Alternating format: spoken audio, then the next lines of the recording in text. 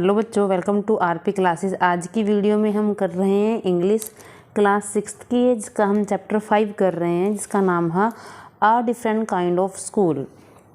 सबसे पहला क्वेश्चन इन्होंने क्या दे रखा है, put these sentences from the story in the right order and write them out in a paragraph. कुछ सेंटेंस इन्होंने दे रखे हैं हमें, उन सेंटेंसेस को क्या करना है, एक राइट ऑर्डर में लिखना है कि इसके बाद क्या आएगा, इसके बाद क्या आएगा। यानी इन सेंटेंसेस, जैसे कि आप इन सेंटेंसेस को देख पा रहे हैं, इन सेंटेंसेस को एक राइट ऑर्डर में यानी क्रमानुसार लिखना है, किस लाइन के बाद कौन सी लाइन आनी है, और एक पैराग्राफ का इसका रूप देना है। तो मैंने आंसर लिख रखा है इसका, तो वो देख लेते हैं। सबसे पहली लाइन कौन सी आएगी, let's go for a little walk. उसके बाद only you must tell me about things I shall be so glad when today is over. The other bad days can not be half as bad as this. Having a leg tied up and hopping about on church is almost fun. I guess I don't think I shall mind being deaf for a day, at least not much, but being blind is so frightening। आप यहाँ से इस paragraph को देख सकते हैं कि किस प्रकार इन लाइनों को मैंने क्रमानुसार यानी राइट ऑर्डर में लिखा है। क्वेश्चन नंबर 1, अब आगे इन्होंने क्या पूछ रखा है वो देख लेते हैं। Why do you think the writer visited Miss Beam school.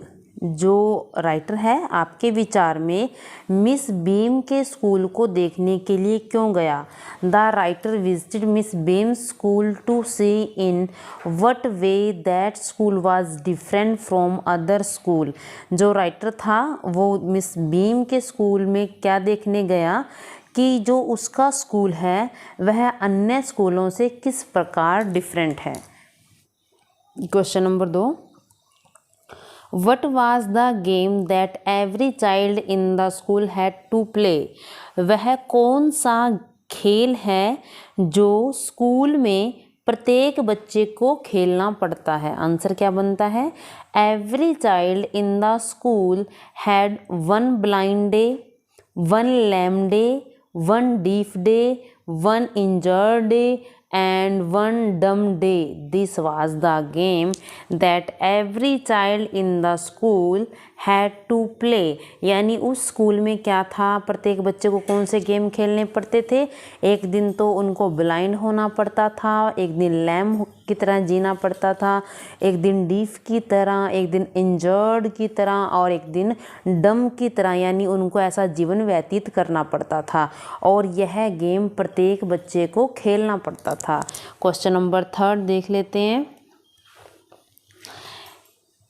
Each term every child has one blind day, one lame day dash dash। complete the line।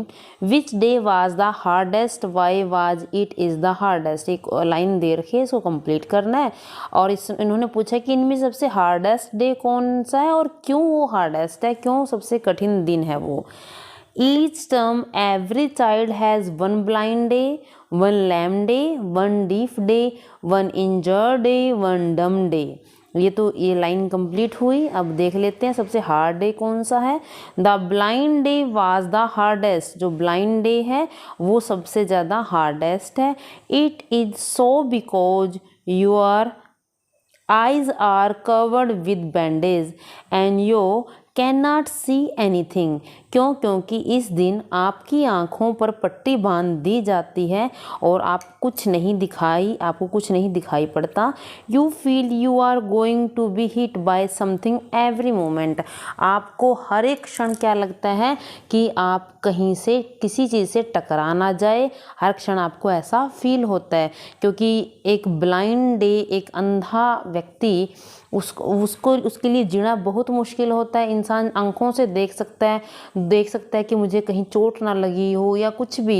यदि उसकी आंखें ही ना होंगी तो सबसे कठिन दिन क्या होगा, जिस दिन उनको ब्लाइंड डे यानी उनके लिए सबसे कठिन है, जिस दिन उनको एक ब्लाइंड डे के रूप में जीना पड़ता है। क्वेश्चन नंबर 4 देख लेते हैं क्या है।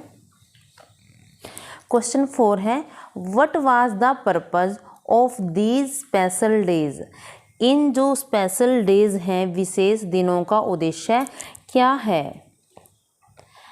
The purpose of these special days was to make the children appreciate and understand misfortune। यानी उस स्कूल के अंदर ऐसे दिन क्यों रखे थे?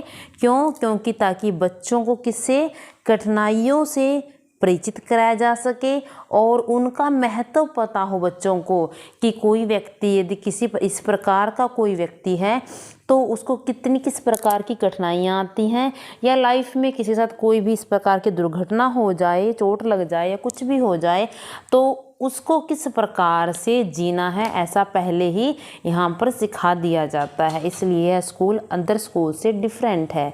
तो हमारी वीडियो आज की इतनी ही थी। नेक्स्ट वीडियो में मिलेंगे नेक्स्ट चैप्टर के साथ। Thank you.